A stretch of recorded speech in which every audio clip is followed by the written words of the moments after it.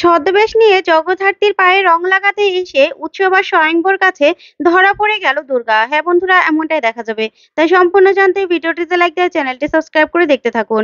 গল্পের শুরুতেই দেখা যাবে দুর্গা ডক্টর ভৌমিককে বলতে থাকে, নিন নিন ডক্টর ভৌমিক, এবার বলে ফেলুন তো, বলে ফেলুন, স্টেটমেন্ট দিন, স্টেটমেন্ট দিন।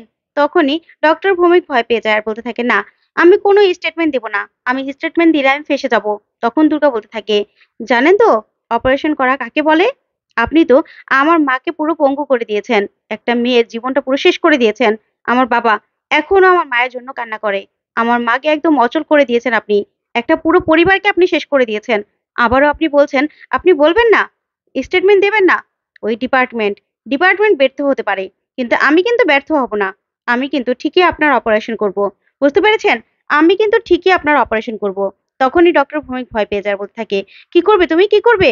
তখন দুর্গা বলতে থাকে, হ্যাঁ কি করব সেটা তো আপনি দেখতেই পাবেন। ঠিক তখনই কৌশিকী দুর্গাকে ফোন করে। তখনই দুর্গা বলতে থাকে, হ্যাঁ কৌশিকী বল। তখন কৌশিকী বলতে থাকে, দুর্গা তুই কি করছিস? আজকে তো হোলি, হোলি খেলবি না?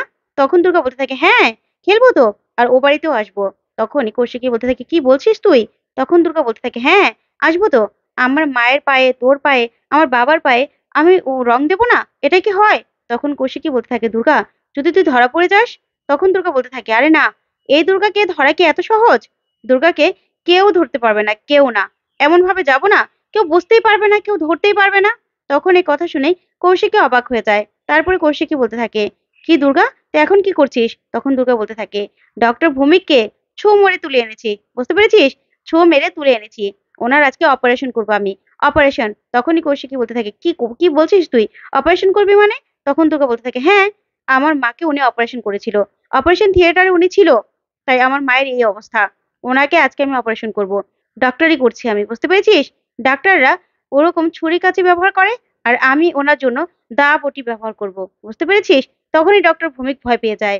তারপর কৌশিকী বলতে থাকে, কি বলছিস তুই, এসব কোথায় পাবি? তখন দুর্গা বলতে থাকে, ব্যবস্থা করেছি তো একটা, একটা ব্যবস্থা করেছি, তুই চিন্তা করিস না। আজকে ওনার মুখ থেকে আমি সব সত্যিটা বের করে ছাড়বো। এই বলে দুর্গা ফোনটা রেখে দেয়। তখনই কৌশিকী চিন্তা করতে থাকে। ওইদিকে ডক্টর ভৌমিক বলতে থাকে, না আমি কিছু বলবো না, কিচ্ছু না, তাহলে আমি ফেঁসে যাব। তখন দুর্গা বলতে থাকে, ঠিক আছে, বলবেন না তো, এবার কিন্তু অপারেশন হবে, পেটটাকে পুরো কেটে দেবো, কেটে দেবো আমি। এই বলেই একটা দা বের করে দুর্গা। তারপরে দেখা যাবে ডক্টর ভৌমিক ভয় পেয়ে যায়। তখন ডক্টর ভৌমিকের গলায় দাটা ধরে বলতে থাকে, কি অপারেশন শুরু করবো তো, নাকি স্টেটমেন্ট দিবেন? তখনই ডক্টর ভৌমিক বলতে থাকে, হ্যাঁ হ্যাঁ আমি স্টেটমেন্ট দেবো, স্টেটমেন্ট দেবো। তখন দুর্গা তাকে খাতার কলম দিলে সেখানে স্টেটমেন্ট, লিখিত স্টেটমেন্ট দিয়ে দেয় ডক্টর ভৌমিক। তখন দুর্গা বলতে থাকে, এবার আমি কি করবো জানেন তো, আপনাকে হাত পা গুলো আমি বেঁধে দেবো, তারপরে একজন সৎ অফিসার এসে আপনাকে নিয়ে যাবে আপনার স্টেটমেন্ট সহ।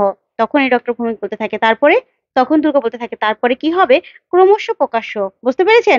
তারপরে দুর্গা ডক্টর ভৌমিককে বেঁধে রেখে সেখান থেকে চলে যায়। ওইদিকে দেখা যাবে মুখার্জি পরিবারে সবাই হোলি খেলছে, সবাই নাচে গানে মেতে উঠেছে। ওইদিকে উৎসবটা সবাই নাচে গানে মেতে উঠেছে। তখনই দুর্গা ওর দলবলকে বলতে থাকে, শোন, এবার কি করতে হবে বুঝতে পেরেছিস তো?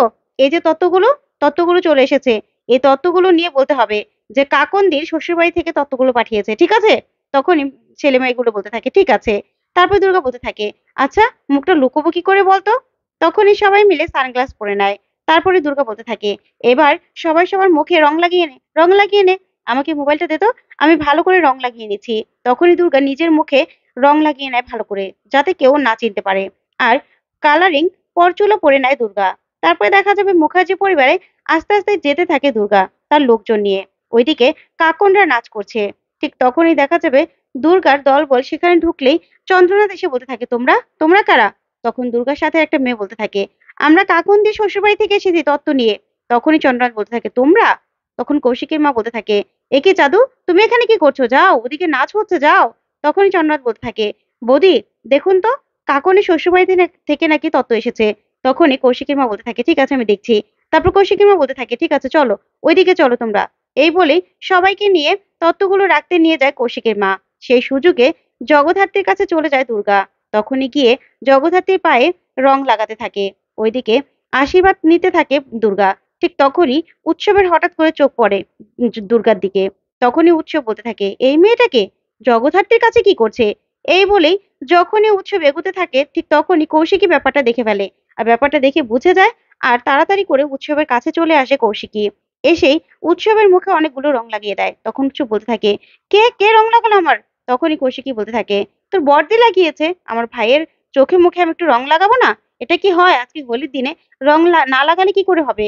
তখন উৎসব বলতে থাকে, কিন্তু বড়দি এতগুলো? আমি একটা জিনিস দেখছিলাম। ঠিক তখনই উৎসব ভালো করে তাকিয়ে দেখে জগদ্ধাত্রীর কাছে কেউ নেই। তখন দুর্গারা সবাই বেরিয়ে চলে গেছে। তখন উৎসব বলতে থাকে, এখানেই তো ছিল একটা মেয়ে, এখানেই তো ছিল, কোথায় চলে গেল? না না, আমাকে এখনই দেখতে হবে, ব্যাপারটা আমার কাছে গন্ডগোলে মনে হচ্ছে। ওইদিকে দেখা যাবে দুর্গা সবাইকে নিয়ে দলবল নিয়ে বেরিয়ে যায়। তখনই স্বয়ংবর সেই দিক দিয়ে আসতে থাকে। তখন দুর্গা বলতে থাকে, ওই তো আমার বাপটা। এই শোন শোন, তোদের কি করতে হবে? এই বলে সবাই রং নিয়ে হোলি হোলি করে খেলতে থাকে। ঠিক তখনই স্বয়ংবর দাঁড়িয়ে পড়লেই সেখানে রঙের প্লেটটা ফেলে দেয় দুর্গা। তারপরে স্বয়ংবর দাঁড়িয়ে পড়লেই দুর্গা প্লেটটা উঠানোর নাম করে স্বয়ংবর পায়ে রং লাগিয়ে দেয়। তারপর সেখান থেকে চলে গেলেই স্বয়ংবর নিজের পায়ের রং দেখে বলতে থাকে, কি ব্যাপার, আমার পায়ের রংটা লাগালো কে? কে লাগালো রং?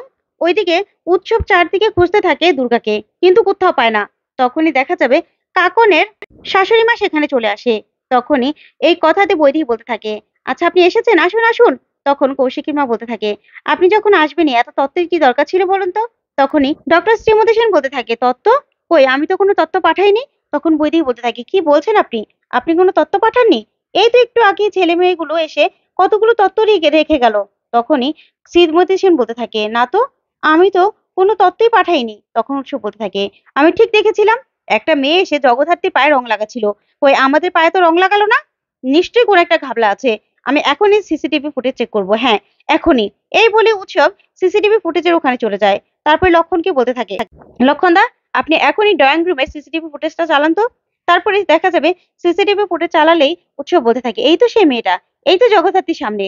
মেয়েটাকে ঝুম করুন তো। কিন্তু ঝুম করেও দুর্গার ফেসটা দেখতে পারে না উৎসব। তখনই লক্ষণকে বলতে থাকে, লক্ষণ দা, আরো ভালো করে চালাও, প্রথম থেকে চালাও।